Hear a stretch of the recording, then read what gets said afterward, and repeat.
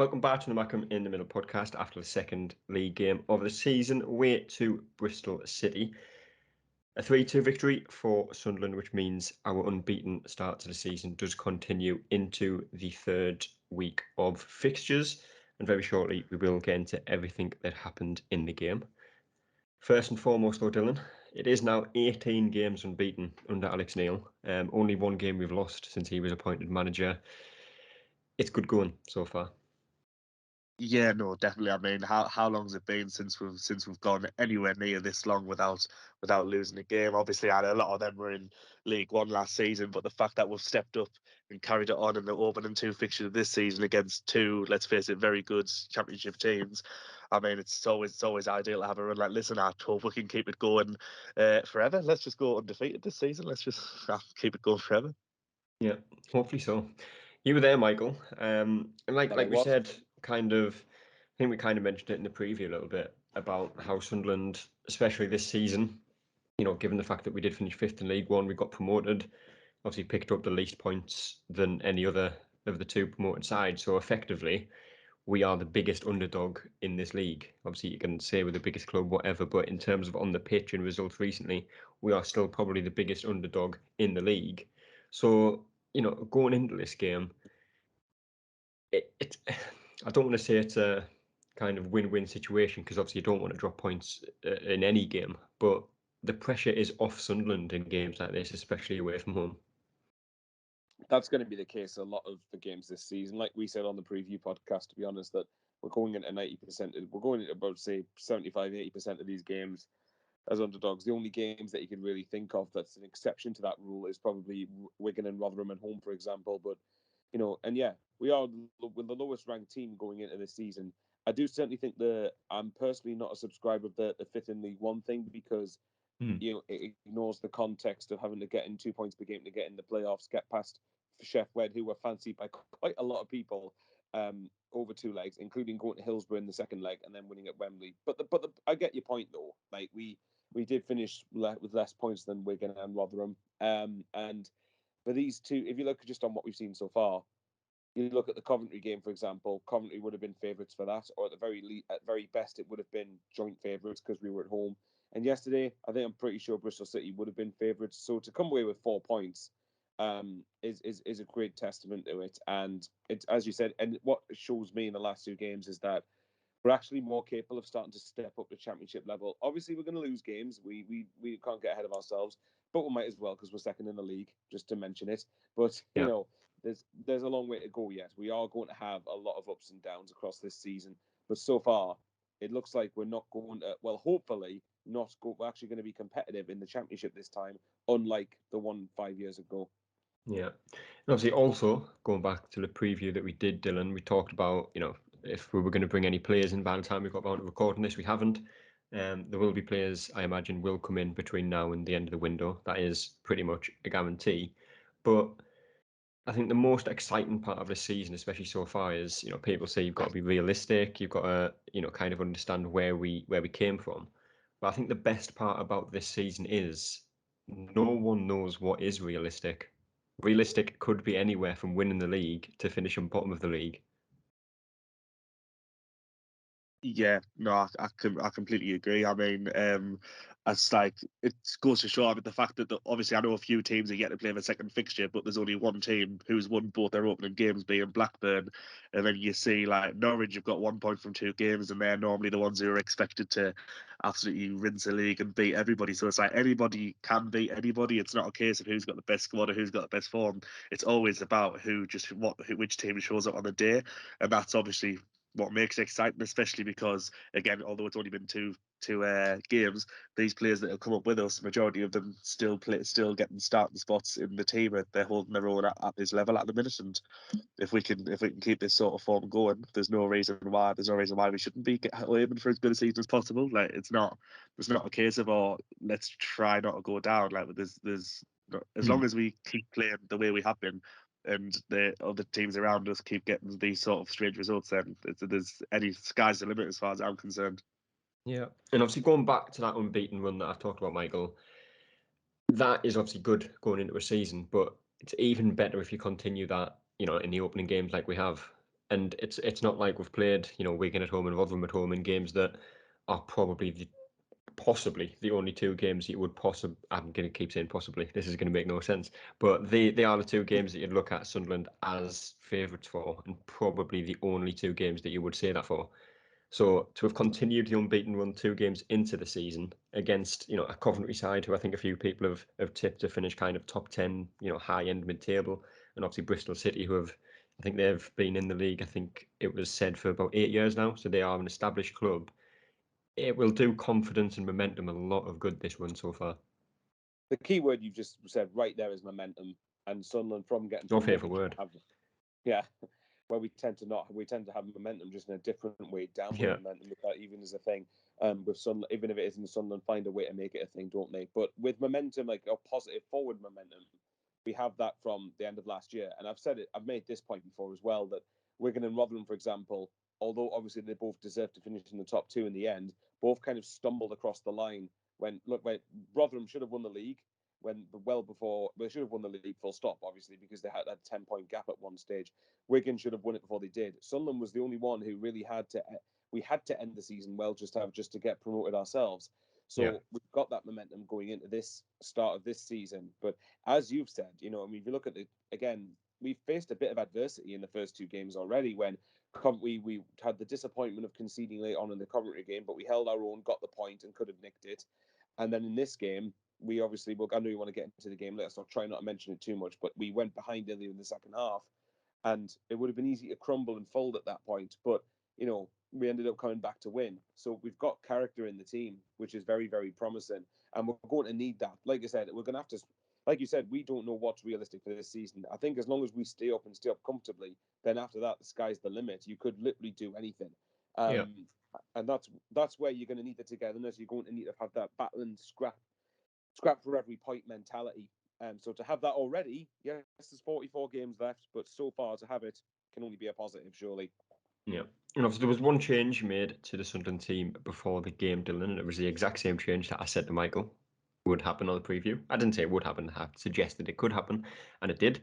Embleton was dropped, and I don't think there'd be too much complaints about that. And obviously Ellis Sims came in to kind of partner Ross Stewart up front in a front 2. Obviously Pritchard playing just behind him, and obviously we'll get into that partnership and how well they did in the game. But it is a bold move to play with 2 up front.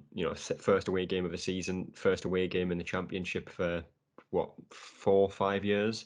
It would be quite easy for Alex Neil to sit back and try and play for the point, but he didn't. Yeah, no, 100%. It was a very bold decision to obviously switch it up and start with the 2 up front. Especially, I don't know about anyone else, but just on paper, I looked at it and I wasn't sure if Sims and Stewart would have maybe linked up the best together, just because obviously they're both very similar in terms of stature, and they're before today I considered Stewart obviously very much like a lone striker, and I wasn't sure how he would have fared with someone else trying to sharing that workload up front. But I mean, Sims has come on, and 4 minutes into his first game he scored, and then he's gone and scored again later on. So it's proven to be a very very good decision. But I mean, obviously, clearly we're saying that we're liking the look of how the squad's playing and thinking of if Alex Nail's clearly been looking at everyone in training and thinking we could have gone out there and got a better result than just a draw, then why not go for it? I think everyone would rather see a team that goes for the win and maybe falls short than someone who just sits back for 90 minutes and get the result. Obviously, that was something that used to happen a lot under Jack Ross playing for those 1-1s, and everyone got quite frustrated with it. So, I mean, if he's going to go for the wins when we're playing away, obviously we should be coming away with more points overall, because even if we lose some, hopefully Elite was winning more than we would have drawn, if that makes sense. Yeah. And as mentioned there, Michael, we did take the lead after 4 minutes, and it was Ellis Sims on his debut.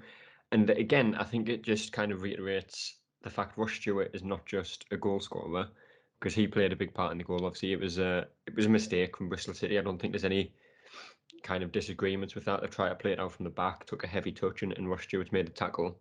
So the ball obviously fell to Sims. Good finish from 20 yards out. Keeper possibly unsighted a little bit. He was moving to the left. The ball obviously went to his right. But again, it just shows that the 2 players that we have up front aren't just there to score goals. They're there to help the rest of the team as well. I know, and that's quite important as well, because you've had, how many strikers have we had over the years, not just at Sunderland, but across football, where They score goals, but literally do nothing else. And the most recent example we can think of is Charlie Ronaldo. White, for example. That's the most recent player I could think of, where someone who obviously does well to get the goals that he did, no disputing it, but when they're not very effective at a lot of other things, whereas Sims and bearing in mind this is a harder level we're talking about now. So Sims and Stewart, forget. I think was it Rory Fallow might have put that. Forget Suarez and Sturridge. We have the new SAS Sims and Stewart. So that's where I'm rolling with that. Like, to be fair, but you look at it. Yeah, the first goal. Obviously, the two of them had a good partnership with each other, and that this is Sims' first minutes. It's not just his first start. It's his first minutes on the pitch, because I don't think he came on against Coventry, did he? No, he didn't. No. So this is his first bit of action in the Sunderland shirt. And one thing I liked about them is obviously Ross Stewart. We already know about Ross Stewart. We know how good he is in terms of off the ball stuff and pressing. Wasn't the most effective at it yesterday, but again, I think he's still adapting to this level, like a lot of the players will be that haven't been here before. But with Sims in particular, and like I said on the preview, I only watched him play for Blackpool against Oxford in the playoffs. But I think yesterday kind of showed why, while it's only one and a bit games that I've watched of him, yesterday he had he had a mixture of good attributes where he alongside Stewart, he was pressing Bristol City. He wouldn't let their defence settle all afternoon yesterday. He had strength about him. He had the athleticism. He could turn. He has got the pace. He could obviously score. There's a lot of key attributes there. And even as evident as after the first 10 minutes, and this might sound like I'm making rash judgments far too quickly, but I'm rolling with it anyway. After the first 10 minutes, I thought this guy's got something about him here. And I think the recruitment team deserves massive credit for bringing someone like Ellis Sims into the club. Bearing in mind as well, was it Huddersfield, Millwall, and Blackpool interested in him, or have I got that wrong? I know Blackpool definitely were.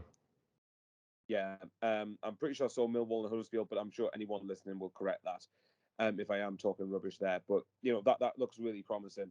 And as you said, they're both not there just to score goals. They're both there to press and help each other out and help the team out. And again, considering some games where we are going to be on much more on the back foot, that's going to be more massive than I think people will realise. Yeah. And obviously, like we say, it was a good start for Sunderland, Dylan, but it didn't take long before a mistake crept in for Sunderland. And it was about 6 minutes after the goal that Bristol City did get an equaliser, and it was Vyman who scored the goal. And I actually can't remember who he used to play for, if anyone. Did he play for Derby at one point? I think he might have. Yeah, it was one of those sort of teams. I was thinking about this the whole of yesterday. Let's see if I can find it. Hang on. Aston Villa, that's where he was at. Oh yes, no, you're right.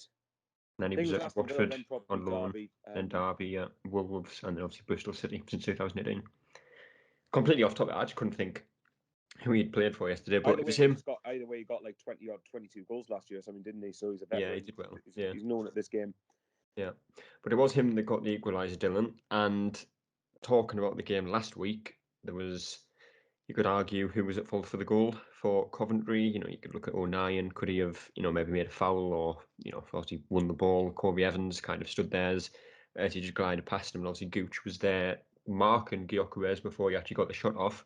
But I don't think there's anyone else you can blame for this goal other than Gooch. Yeah, no, like definitely. As much as obviously I like Lyndon Gooch, but it is very clear when he plays that he's not a defender, and obviously he has been effective in that sort of wing back role at points. But whenever he has a good game, it's always his contributions going forward as opposed to his defensive attributes, and it's frustrating, obviously, when he'll make a mistake and it'll lead to a goal. I mean, Andy Vyman, as we've been saying there, he's an excellent forward, especially for Championship level, and you can't afford to sort of leave him and give him that much space to get a shot off, because he'll put it in the back of a net. So that's something that, if I were, obviously I'm not the manager, but if I was him, I'd be looking at that, because obviously then we've got maybe more natural defenders like Trey Human on the bench wondering why they're possibly not getting a chance when they probably do a better job defensively, and he hasn't looked ridiculous going forward. Like, he hasn't looked bad going forward either. I think he's always been solid every time he's played. So, but Gooch was very hot and cold for me. Sometimes sometimes you need him on the pitch because he's got the drive and thinking. But if he's having a stinker early on, he never gets back into it. And if something bad happens to him or something decision goes his way that first 10, 15 minutes, he's sort of head's gone for the rest of the match, and it is quite frustrating at times. Yeah. And obviously we got away with it once in the Coventry game, Michael, where, kind of tried to play it out from the back. We made a mistake, and I think it was Connor Chaplin who somehow missed from what must have been about 5 yards right in front of goal as well. But again, that goal is just a reminder that if you switch off for a second, especially in the Championship, 9 times out of 10 you will get punished. Well, it's a ruthless lesson that we're going to have to learn. In League One, you get away with a lot of. I think we probably take for granted a bit how in League One we actually got away with probably making mistakes a lot more. Whereas the Championship, the athleticism, the speed of the play, the strength of a lot of the players, the tenacity and the relentlessness of the league. I think it's probably, in a way, it's probably good that we're learning this while still obviously yesterday while still picking up a victory. But yes, you're right. There's something that we do have to address and learn from. But again, as I pointed out, I think it is a lot of that is down to the fact that we aren't used to it yet. And I think once we do get used to it, then I think we will start to get better at cutting out those mistakes. But you're right. It's a reminder, isn't it, that if you, like you said, as soon as you switch off in League One, you don't get punished. In the Championship, 9 times out of 10, it's a goal. Yeah. Obviously, it was 1-1 at half time, but again, second half, Bristol City took 6 minutes again from restart that Bristol City scored again. It was Chris Martin this time, Dylan. And again, talking about the first goal, very similar for the second one. This time it's Alex Pritchard who switches off. The player 1-2, Pritchard doesn't stay with this man, get the ball across goal, and Bristol City take the lead. So again, it's just one of them things that Sunderland do need to look at. I'm sure Alex Neil will be aware of. Just cutting out little mistakes and little lapses of concentration. Yeah, definitely. I think obviously something that they'll be looking at improving is just certain individuals being able to keep the man, because all the goals we've conceded so far have been from someone losing a man and then them getting in that space and obviously making us pay for it. But obviously you can't like I know Pritchard's an attacking player, but if you've been tasked with getting on someone, then you've got to make sure that you're at least within enough proximity to disrupt them should they be able to get a chance off. But he just had too room and just put it in, and then obviously we'll find ourselves 2-1 down. Thankfully later on we turned it around, but if come the end of the game that had finished 2-1, or maybe even if it was a draw, then there would have been a lot of criticism going there. So the ways of the two lads who lost their men in the lead up to the goals. Yeah. And obviously, like you said, Michael, 2-1 down, it is easy to kind of fall victim to obviously the atmosphere, the fact you're losing the game. And, Bristol City, again, they're an established Championship club. They are, I think they conceded twice against Hull in the opening game of the season, sorry. So they are, susceptible to conceding goals. But even at 2-1 down, there is that sense that, a bit nervousness could creep in, a little, again, mistakes, lapse of concentration. But it only took 2 minutes for Sunderland to get the goal back. And again, it was Ellis Sims, Pritchard involved again, through ball to Sims, and a different goal because he has a lot more time to think about it. The first one kind of touch and hit before the keeper can get back into position. Second goal, he gets played through, he has to beat his defender, and he puts through the legs of the keeper. A very different goal. And again, just kind of shows that the strikers that we do have, especially Ellis Sims, and I'm looking forward to seeing what he can do this season. He is capable of scoring different types of goals. We don't have to cater a certain style of way to cater him. Well, exactly, and that in turn doesn't hinder the rest of the team. It means that you can then play the way that you want to play, which in turn will then create more. I know it sounds really weird. It's like a circle, really goes round and round, but that then means that you can create more chances by playing the way you want to play, which means that the strikers have more opportunities to score goals because they do prior earlier work. And as you said, I didn't actually realise how quickly the second two goals for both Bristol City and Sunderland were separated by about 2 minutes. So that's even more encouraging. The fact that we didn't crumble, and to be fair, that the pass through from Pritchard to Sims was just really, really good. And then, as you said, it's very difficult. Like strikers in particular, it's a mental sort of block sometimes where you have a lot of time to think about what you want to do. And bear in mind, he turned his man once, and I think you might have turned him again, and then managed to finish it underneath the keeper. It felt like it took an. In fact, funny enough, I've just got the second goal back now, watching it back. So yeah, and bearing in mind another player is trying to close him down at the same time that he's shooting. So he showed great strength to turn away from his man, showed great composure in front of goal when he basically was, he had time to think about what he was doing. And again, because he ends up being able to score different types of goals, it means that we can win games in a variety of different ways. And as you said, Sims doesn't dictate that we facilitate his strengths by restricting ourselves and playing a certain way. Yeah. Sunderland did eventually get a third goal, Dylan, and it wasn't Sims this time. It was the other striker, Ross Stewart, who got his first goal of the season, which obviously will do him very good for the season. And it was again Alex Pritchard with the assist. And again, like I say, completely different style of goal. I think Jack Clark got the ball. He's played it back to Pritchard. He's put the ball in the box, and it's a very good header from Ross Stewart that obviously, well, it won the game in the end. Yeah, no, definitely it was an excellent team goal. Obviously, it starts off with Clark, who's got the ball. He's run the byline, then he's cut it back, seen Pritchard in space, played the ball back, and then he's just stuck an inch perfect crossing for Ross Stewart to nod in the back of the net. And I mean, that's obviously what we've grown to expect from Pritchard. But it says a lot for me about obviously him as a player, how we knew he was a class above anyway when we had him in League One, but then he's come up and he's performing straight away. Like he looks far from out of place back in this league, which just shows what a coup it was to get him in the first place when we were in League One, I suppose. But yeah, no, if he keeps putting balls in like that, I'm sure Sims and Stewart aren't going to be short of goals this season. Yeah, and I was actually looking on Twitter before Michael last night. I can't remember why I saw it, but the actual tweet where Ross Stewart was announced to have signed for Sunderland, it was Ross County that obviously tweeted it.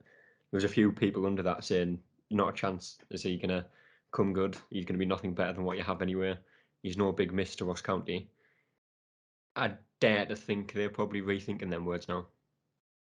Yeah, but at the same time, it's pretty funny enough. You could say the same about Pritchard, that a lot of Huddersfield fans didn't particularly have glowing receptions of him, and yet we've seen what they've described of him as the completely opposite to the player that we've actually seen. So, with regards to Stewart, yeah, lastly, I think the moment I started to think there's something about this guy was probably in the Lincoln playoffs second leg, when I thought actually his movement, is all-rounded game intelligence, and obviously a good finish with it, I thought was actually something about him. And obviously last year, there was a couple of times he went through a patch of so I'll start that again. Run of games without scoring, and when I can get my words out properly. But 26 goals, including the playoffs, is no mean feat in your first full season of English football, in a league where it's extreme, in League One, which is extremely physical anyway. And for yesterday, I was, as you saw, I put a tweet out earlier today saying I was absolutely buzzing for Ross Stewart to get the match winner, because the longer it goes on without a goal, the more that you can tell he gets a bit down in himself when he hasn't scored for a while. And I think for him, that'll be a special moment for him, coming from behind to get his first championship goal to earn us our first championship 3 points. And the fact he's got the goal so in his first two games, I'm buzzing for the guy. I really am. And as you said, I think the Ross County fans, if those who have been saying stuff like that, will be eating their words now, or they should be. Yeah. Well, they did finish 3-2, and like I said, and like Michael said right at the start, it does mean we are second in the league, Dylan. Long way to go. Quite frankly, that means absolutely nothing at this point. But while we're here, we might as well enjoy it.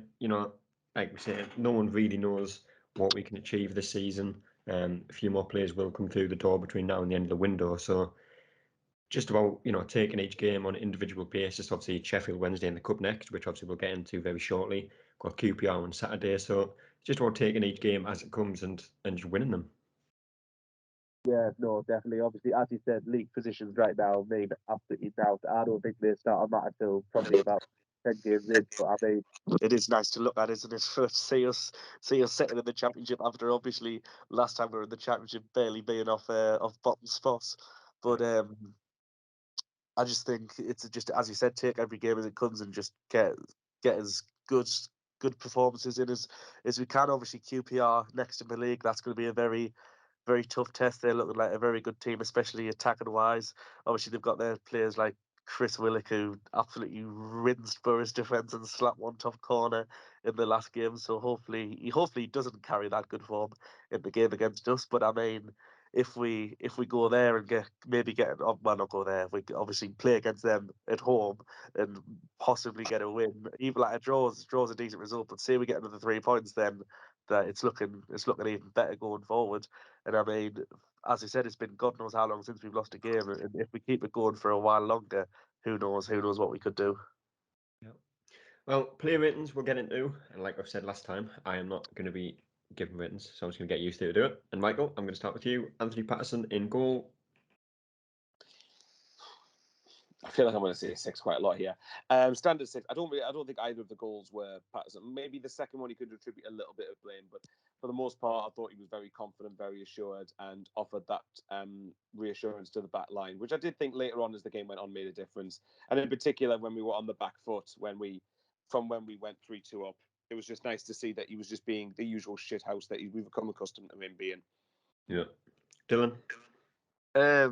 Well, since Michael was there, I'll just agree with him. I'll go for 6. I think we should, to be honest, just get him to run through these because I didn't catch most of the game. I just saw little bits on my phone and the highlights. So let's. It's going to be me giving these since he ratings. was there. Really. Aye. That was ratings. New podcast name. Yeah. God. Sorry, Dan, go on. Lyndon Gooch we'll go with next. Obviously, like we say, we are kind of putting a lot of the blame on him for the goal. Obviously, it was his man that scored it, Vyman. He's trying to play offside instead of just clearing the ball, which I don't really know why he's done that. It's a very, from the position he and Vyman were in at the time the ball was played, it seemed very easy to just defend it and not take any risk. Because quite frankly, even if he was offside, sorry, the officials in the EFL are just as likely to give it anyway. So he is probably at fault for the goal. I don't think he did too much wrong outside of that, though, Michael. Kyle is going to be listening intently to my rating of Gooch here, isn't he? Yeah. I'd still go with the same rating. I actually thought that Gooch on the whole had a really good game, but I think with the fact he was at fault but directly for the first goal, I think that's probably got to knock it down to about a 6. But otherwise, I thought defensively he was generally very good, and in the second half, I thought he was outstanding personally. Yeah, we'll just rattle through these as quick as we can. I'm trying to think off the top of my head. Dan Ballard on the right side of defence. Obviously, he had a pretty good debut against Coventry. He got a new chant as well, which I'm a fan of. I don't know if you've seen that on Twitter or not. If not, go and have a look.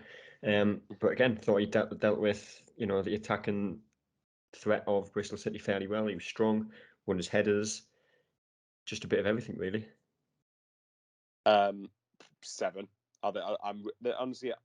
Yes, and I know it sounds weird giving a defender a 7 considering we're letting 2 goals, but again, I don't attribute either of them really to him. Not his particular fault anyway. But again, on the whole, I think, like I said with Lyndon Gooch, later on as the game grew on and as we were coming under more pressure, I think his aerial presence of being able to just clearly head the ball away and just be a rock in defence, I think was a vital thing. So I'm going to say 7. I'm just in a generous mood. I think the thing is with Ballard as well, he is a no-nonsense defender in terms of how strong he is. But he's the tackles technically he quite puts in. decent as well, isn't he? Yeah, but he can play the ball as well. So he's a no-nonsense defender, but a ball-playing defender as well. He literally is a bit of everything you want in defence. I think he's quite quick as well. And we got him for £2 million. Yeah. That's it. That's it. Can't complain about that. Danny Barr, obviously he started in the middle of defence again. Also played against Coventry. Again, don't think he did anything wrong. Not really at fault for any of the goals. I think it might have went down as a potential Danny Barr own goal, the second one. But, like I said on Coventry, it's one of them balls into the box where if he doesn't go for it, it's a tap in anyway. So I don't really think there's much blame on him there. Same rating again. I thought, I think in the first half there was a couple of really crucial blocks that he was making that I noticed, and again his experience combined with the youth of Ballard, I think really helped us in terms of getting a win yesterday. Yeah. And obviously making up the final player of the back three. Obviously we've already included Gooch, so it doesn't really count that. But played on the left side of the back three. Dennis Serkin. Again, don't think you did anything wrong. Got forward a few times. Yeah, 6 again. I think there was a couple of people behind me in the first half that were there was one person who was really slating Serkin, which I thought was a little bit unwarranted, but that's his opinion. They're all entitled to them. I think the first half Wasn't Adam, was it? Sorry? Wasn't Adam, was it? No, well, it didn't sound like him. Anyway, that would have been concerning if he just radically changed voice and then suddenly. But anyway, first half I thought he was. I think a couple of times Bristol City were coming down his side, but again, I'm going to keep repeating myself here. As in the second half, I didn't think he would. I think maybe the attack for the second goal came down his side. Since then, no, I thought in general he was relatively solid enough. So I would probably say a 6. Yeah, I'm going to make the bold assumption Dylan's still there, and ask him, what do you actually think of Serkin playing his back three? Because like I said, he is one of them players that I think, again, you either love him or hate him. I don't think he's had any particularly great games for Sunderland since he signed. He hasn't had any particularly bad ones. He's always been one of them steady players, but he is obviously signed as a left back. Alex Neil came in, switched formation. He's been playing as that left-sided centre back. Does that suit him more? Well, I think he's been. I think he's been fine. I quite like Circuit. Obviously, Yeah. when we're in defence, as I'm you the say, we're same as playing well. at I five. like. No, he's good, isn't he? He's like obviously he tucks in and plays sort of that left side centre back, and then as we go forward, it's sort of sometimes he'll shift to a four, and then he'll be back in that left back position, giving Clark the chance to sort of roam forward a bit more. And I think he's not afraid to get up and down the flanks when he is playing a bit wider, Cirkin. And I don't think he's put a foot wrong yet. Obviously, it's only been 2 games, but it's not long ago when we signed him that the Spurs fans were talking about how he was like having Ansu Fati and that in his back pocket. And I mean, not just, I know it's only at youth level, but not just any player can sort of get these world class talents in Not a their back Callum pocket McFadzean. every game. Not quite Callum McFadden. I mean, he should be in the world 11. Never mind Spurs youth team. But yeah, no, I think there's a lot of potential there, and I just think he should be given a chance to prove himself. And until he does something that warrants maybe losing his spot, then I don't see why anyone should have a problem with him. Yep, I would agree with that. Couldn't agree more. Left wing back, Jack Clark, obviously started there again. And again, he's a player that had a few question marks over him from one or two people specifically, mentioned no names, Adam. But against Coventry, I thought he was very good. Obviously, gets up and down well. Defensively, not the best, but again, he's signed as a winger. He's kind of been moved into this wing back position where he hasn't really played too much. So it will take a bit of training, a bit of getting used to and kind of adapting to the position. But in terms of when Sunderland had the ball going forward, he was very good and very dangerous. I agree with that completely. I think in the first half it was kind of mixed from him, really, because there was a couple of times where I felt he got done too easily defensively. Saying that, though, he made it pretty well. I know it wasn't like on the line, literally, but it was a goal line clearance pretty much that he made in the first half. And even in the first half, he had a couple of bursts and runs down the left-hand side that really caused Bristol City problems. And second half, in that spell in between our second and third goals, that 20 minutes, I thought he was outstanding. I thought he was really, really good. Oh, it's a question if I go with the 6 or a 7. No, I'll go with the 7. I think going forward he was very good. Yeah. Moving into midfield, Corey Evans, obviously again team captain. I don't think we have a club captain. That was a Lee Johnson thing, wasn't it? Legend there. Club legend Corey Evans. Might go with that. Club legend Corey Evans in midfield. He picked up a very, very early yellow card for a challenge that was probably not a yellow card, given how early it was in the game. And the referee didn't really follow that kind of consistency because I think Bristol City got away with a few similar challenges later on in the game without getting a booking. But he did well, to be fair, given the fact that he'd had a yellow card for 89 minutes, or probably longer, given added time as well. So I think he had a pretty good game, all in all. Steady 6 for me. I think it's. I agree with you on the yellow card thing, but I've come to expect nothing less than that from officials in this division. It's just an absolute joke that that referee deemed that as a yellow card, certainly as early on in the game as he did. But yeah, Evans, I thought again was steady. I still have question marks on whether he can play over 46 game season, and particularly with the first 3 months being congested to the World Cup. So we need another midfielder in, but I'd like to think the club recognise and know that. So for the time being, I think Evans got overran a bit against Coventry, but yesterday I thought did a bit better. So I'd say 6. Yeah. Alongside him was Dan Neil. Obviously, he has played the opening 2 games of the season. He had a very good pre-season, so I think it's fair to say that he definitely deserved a place in the starting 11 for the opening game against Coventry. Don't think he did too much wrong, so obviously he kept in the team for the away game at Bristol. Don't think he had much impact in the game. Didn't do too much wrong, so I'd imagine I know where this one's going.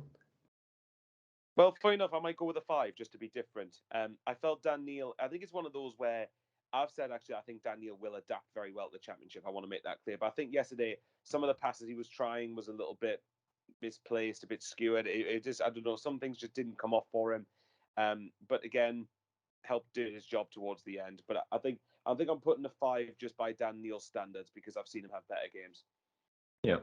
So yeah, maybe that wasn't what you saw coming. I didn't go with a 6 for once. Not quite. I definitely thought a 6 was coming. Hopefully. I don't think you're going to give one to the final 3 players. I like to think not. But Alex Pritchard obviously got himself 2 assists. Talked about how he probably could have done a little bit better for, I think, with Bristol City's second goal, where he did lose his man when they played that 1-2. But again, he is an attacking player, a very good attacking player at that. And he definitely showed his quality again and showed why he's played championship level for so long in his career. Right, this might shock you. I'm going to go with a 9. For me, Yep. Pritchard was and I know that, well, I'm sure we'll get onto this with the man of the match. Everything Sunderland did in that period where we were really dominant was through Pritchard. Pritchard there was not one area of the pitch where Pritchard wasn't covering himself in.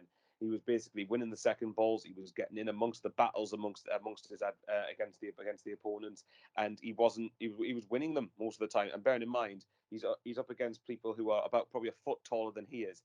So he was able to win the battles, get the ball back, and some of the passes he was making in the build up to some of our attacks, I thought was really good. And obviously, got 2 assists, didn't he? He got the match-winning assist, which, by the way, Yeah. like I said, that cross going in for Stewart is just perfection, really is. Maybe I watched a different game to everyone else, but I thought I thought Pritchard in that for that spell alone was a 9. I thought he was excellent. Yeah, fair enough. For Stewart, obviously got the winning goal, worked hard throughout, got the assist for Ellis Sims's opening goal and obviously first goal for the club since signing. Did well, did everything we expect Ross Stewart to do, did everything he did in League One, and obviously he has taken it to the next level, which is very good. So, rating for Stewart? 7. I think the assist and the goal aside, it didn't have the most impact as much as he personally would have wanted to. But I can't not give him a 7 at least when he's got an assist and a match-winning goal, can I? So I still lost Ross Stewart. He won't be listening to this, but if you are, I still love you. But 7. Yeah, I hope he is, to be honest, because I love him. Don't know we all do. Don't know if You Graham can't be Falk a would like Sunderland that, fan at but the minute if you question someone who doesn't love Ross Stewart. Surely. yeah, absolutely. And moving on to the final player, obviously he bagged himself a brace and was very unlucky not to get a hat-trick because I think that Jack Clark actually played the ball across to him. Like he said in the post-match interview, he did everything right, everything you'd kind of tell a striker to do in that position. Open your body up, play it across goal, keep it low. He did everything you would want him to do, apart from put it back in the back of the net, because it was a very good save from Bentley. But other than that, obviously scored the goal after 4 minutes, good strike from distance, obviously good composure to get the second as well, worked hard. Proved to be a real handful for defenders, which again, like I say, I'm looking forward to seeing that throughout the season. Hopefully he does stay fit, and hopefully, based off what we've seen of him so far, he could be out playing next season. Hopefully, who knows? But Sims, rating for you, Michael? 9 again. I can't think of someone who's had a better debut than that for a long time. And yes, it's one game. I've said repeatedly, he is not going to be like that every week. But as far as this one game was concerned, what more could you have asked for him? Obviously, the only thing he did, as you said, was he was unlucky not to get a hat trick, but he took his 2 goals well. Maybe questionable goalkeeping for both of them, you never know. But that's not his problem. He took both goals really well, good finishes, showed composure, showed strength, showed the right awareness, like in terms of positional awareness. He had the speed. He was able to hold the ball off well. I'm trying hard not to fall in love with him because the whole typical don't fall in love with a lone player, but it's going to be especially an Everton lone striker. Yes, so it seems. I wonder where that was, what that was a hint for. But yeah. I'm really happy with it. If that's anything to go by, I'm delighted we've got Sims at least for this season. Yeah, man of the match. I think you've made it clear. Now, see, it's a very big toss-up between Sims and Pritchard. I'd probably still just go with Pritchard just because I felt he was quite unplayable in that 20-minute spell, and I think he was at the heart of everything we were doing. But if people really disagree with me and wanted to go with Sims, I wouldn't begrudge it at all. You could make it, for me, it's a coin toss between either of them. Yeah, that is totally fair enough. But next match is, of course, on Wednesday, away to Sheffield Wednesday. Just find out, isn't it funny we're playing them on a Wednesday? I was about to say a very fitting game to play, day to play them, isn't it? Because last season when we played them, I think we played them on every midweek day except a Wednesday. So it completes this little trend here. It does. And hopefully the games go a very similar way to 3 of them. Not so much the... I was going to say, no, not the 3-0. not so much the Hillsborough League game. But in terms of cup games and cup style fixtures against them, we've done fairly well in the last year. So hopefully we can do that again. But what would you expect to see from Sunderland on Wednesday, Dylan? do you think we will go with a strong team, try and go on a cup run like we kind of did last season? Obviously, we knocked out to Arsenal in a game that we lost 5-1, but it really wasn't a 5-1 defeat, to be honest. It didn't feel like one. Or do we kind of rest, the key players and try and push on league-wise? Well, I mean, obviously, especially for a League One team, yeah, Sheffield Wednesday have got a very good squad. Obviously, they've signed quite a few arguably Championship quality players over the summer. So I think in order to guarantee a result, well, not guarantee, but to have our best chance, we would have to name a strong side. But what people are forgetting is that Patrick Roberts likes to score every time he plays against them. So as long as he's on the pitch, I have no worries at all. I've got no worries at all. In fact, I'm going to say it right now. He's going to score a scorpion kick from the halfway line, blindfolded, and then we're going to win 1-0. Any reason he's wearing a blindfold for this game?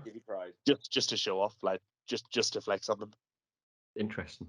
That would be if that happens, I'm sure you'll regret not putting a bet on that. I don't even think it'd offer his odds on the inevitable. So possibly not.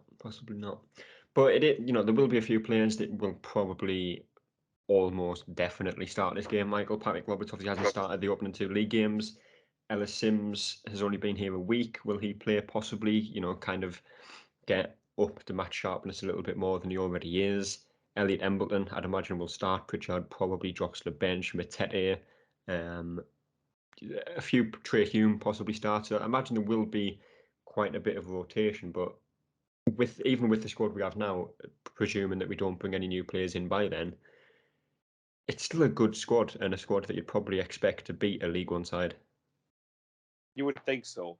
This is a good opportunity for these guys to try and stake a claim in the first team, because if you think, well, okay, come on, at least make Alex Neil think about it. And I think we will make a number of changes. But even then, even if you put out a second team, it's a second team against a League One team should still be more than competitive enough. And even if we don't go through, at least not get embarrassed or anything. I would expect us to at least make it a tough game or a tight game one way or another. Yeah. Finally, predictions for that game, Michael. Oh, you got the first game right. You went 1-1 Coventry, and I said 3-0 Sunderland, Bristol City. I got the 3 right. Yeah, not you so were much the probably 0. closer to that score than I was. I've called our first 2 results, haven't I? I've got a feeling we're going to get knocked out, and I don't know why.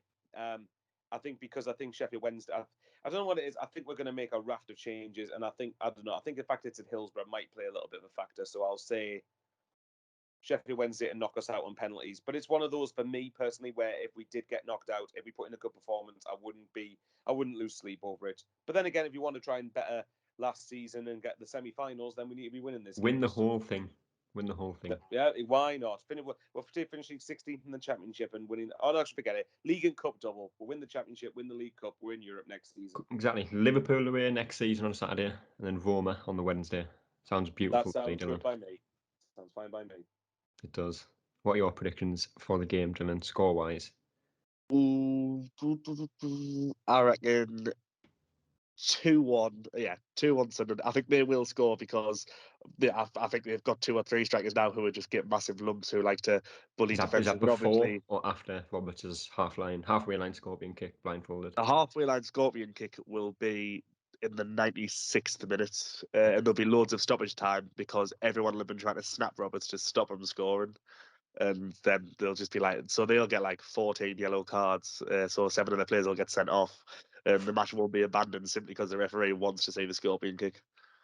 Yeah, exactly. I mean, how could those Sheffield Wednesday players think they could be on the same pitch as Sir Patrick Roberts? Quite interesting. I don't know if anyone actually knows this. Is there 5 subs in the cup as well?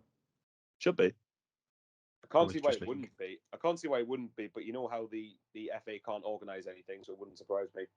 Yeah. I'm not quite sure on that one, but I'm sure we'll find out in due course. But anyway, that is all the time we have for today. Hopefully have a preview out again for the Sheffield Wednesday game, which is again on Wednesday. And then, of course, we will have a preview out for the QPR game as well. Not mentioning, we'll also have a podcast out for the discussion on what happened on Wednesday's game against Wednesday. So it's been a pleasure, but until next time, we'll see you later. That's all, folks.